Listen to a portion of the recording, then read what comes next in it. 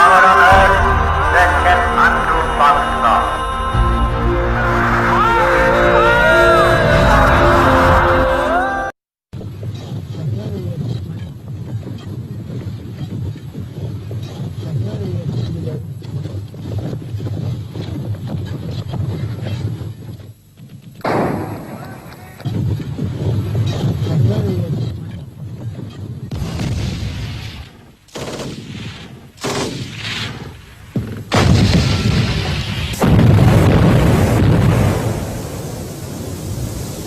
अभी लाहौर पर हमले को 24 घंटे भी पूरे न हुए थे कि दुश्मन ने 500 टैंकों और 50,000 फौज से सियालकोट पर हमला कर दिया।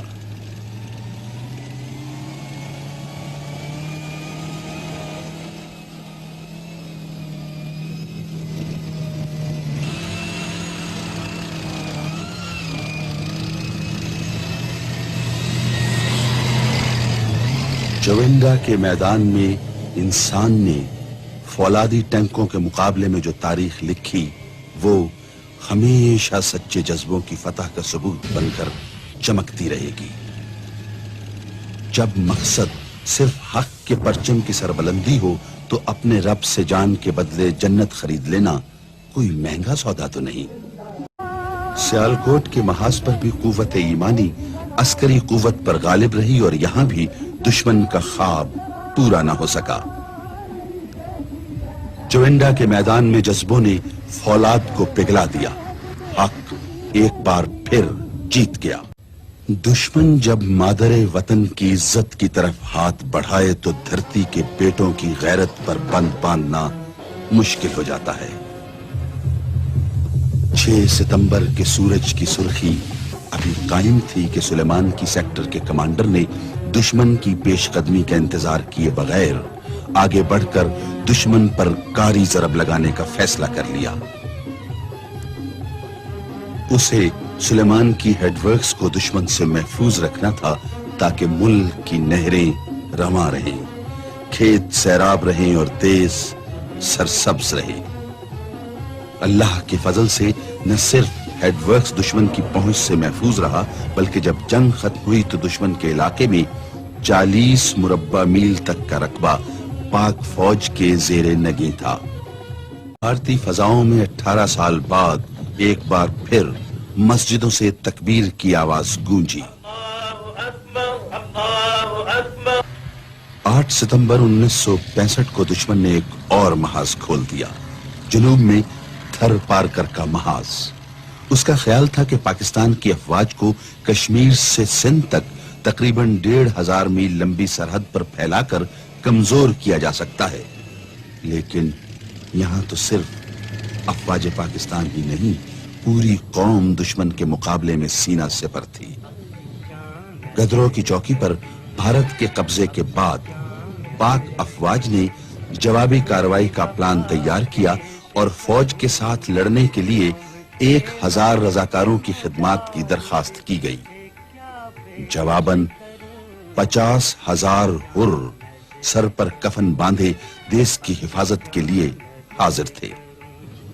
थर पार करके तपते सहराओं में दलेरी के वो बाप रकम हुए जो आजादी के मतवालों के दिलों को हमेशा गरमाते रहेंगे।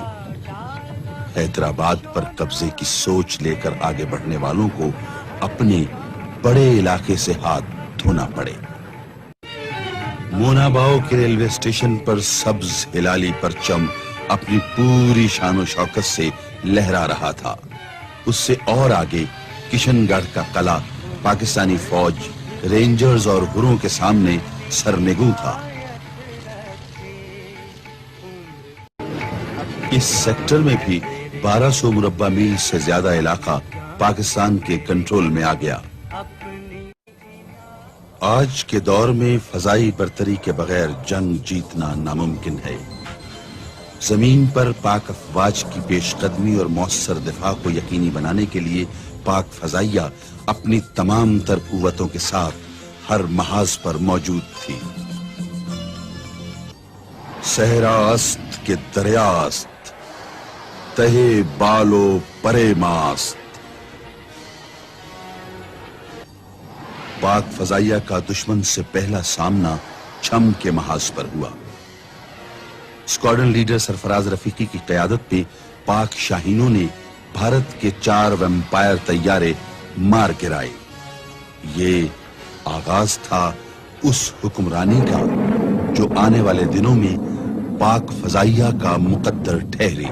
فضاؤں کی بلندیاں ہو یا زمین کی وسعتوں میں چھپے ہوئے دشمن کے ٹھکانے، کوئی بھی پاک شاہینوں کی عقابی نگاہوں سے دور نہیں۔